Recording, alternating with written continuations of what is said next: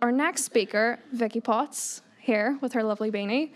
She studied at Queen's. Bit awkward for me. Computer science.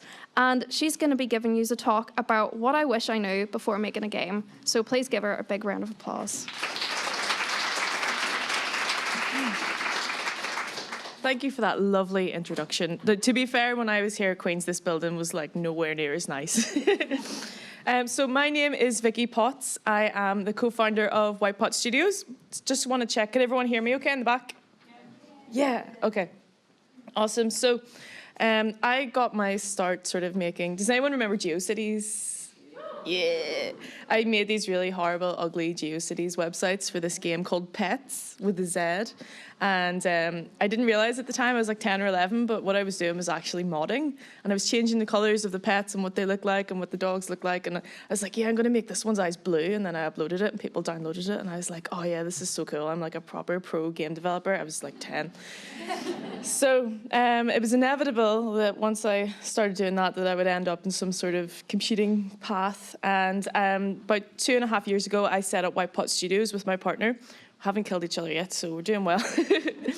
It's a kick-ass game development, software and creative media studio made up of experienced creative and digital experts in Belfast, which is a really fancy way of saying we make games and it's really fun.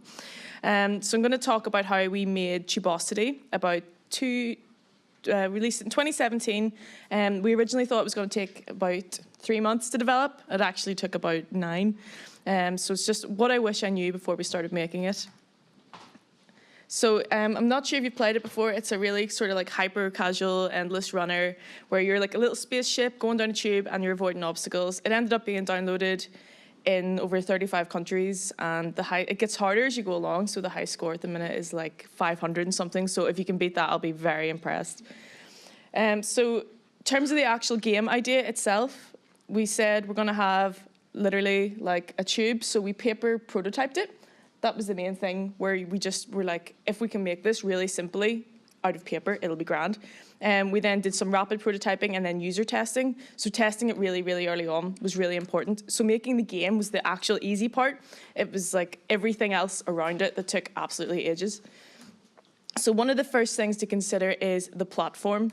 Ask yourself, what sort of device are you developing for? Is it going to be iOS or Android? Android devices will have different sizes. So in terms, the swiping left and right motion is easier on some devices and not others. If you do want to make a game that's not mobile and you're going to have keyboard and mouse, is it going to be controller? You need to account for all these things at the first stage of development process for accessibility reasons as well, and just to make development easier for you as you go along. So if you are making a mobile app, we decided to launch on both Android and iOS. So that meant there was a $25 one-off Android development fee, which was really, really nice. And then the iOS one, you pay, I think it's like $99 every year or something, or 75 quid. You need a US taxpayer identification number. You need a Mac to develop it on. So all these things to keep in mind.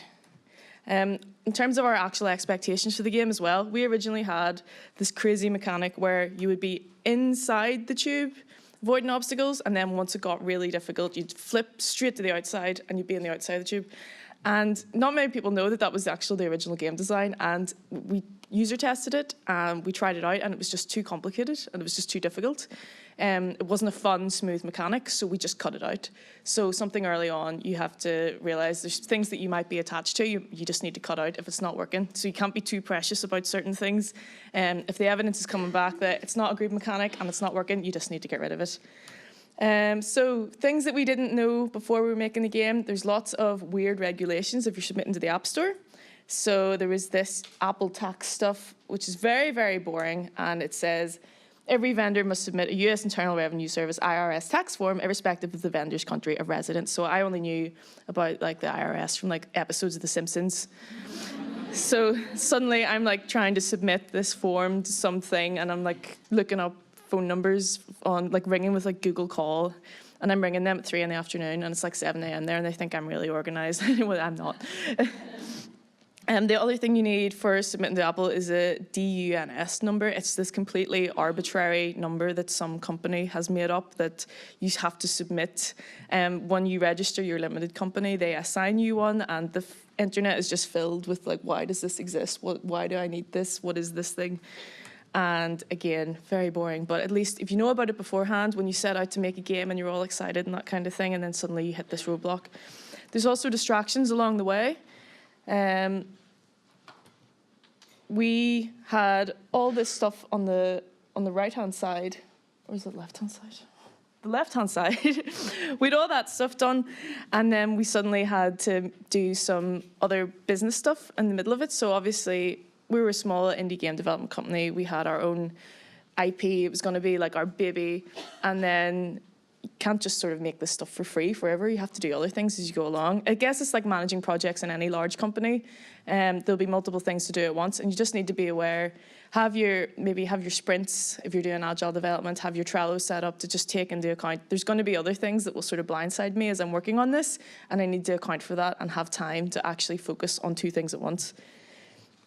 So in terms of actually publishing the game, we had a target launch date in mind. So we started developing it in around, I think it was like September, October 2016.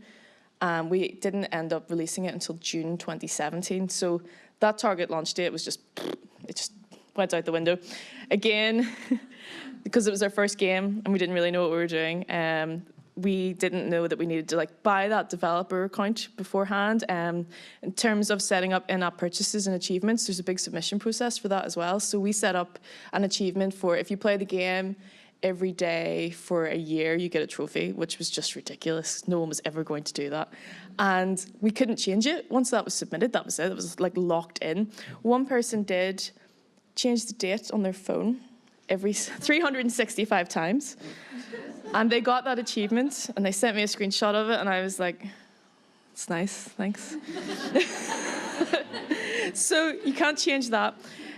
You will need time to upload test builds.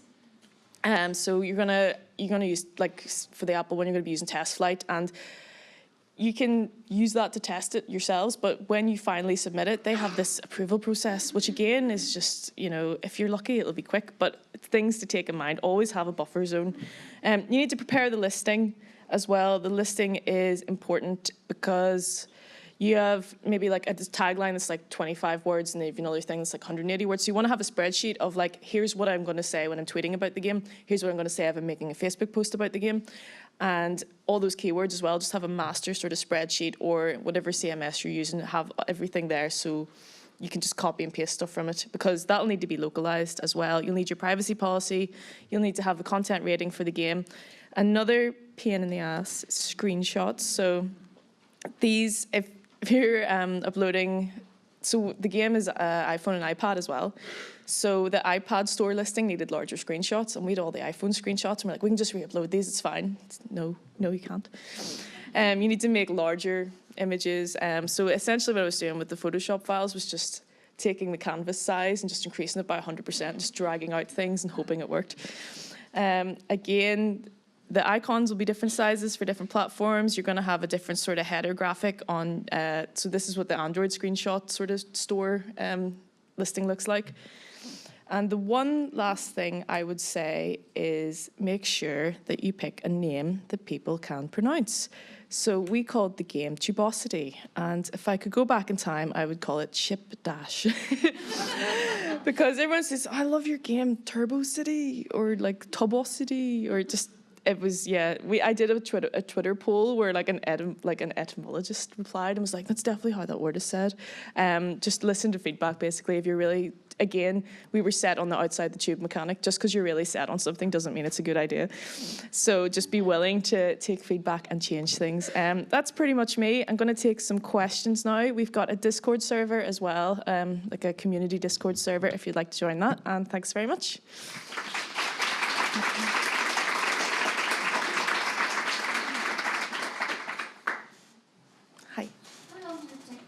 Through Apple when you submitted it, because we've had trouble of when it could take 4 weeks, it could take 12 weeks, and no control over it. How did that experience go for you? So the first time we submitted a build, I think it took a week, and then after that we were like, actually we need to. The Facebook scoreboard wasn't working or something. Facebook have actually removed that now, but it took a couple of weeks each time, or a couple of days. It was completely arbitrary, which was the fun part.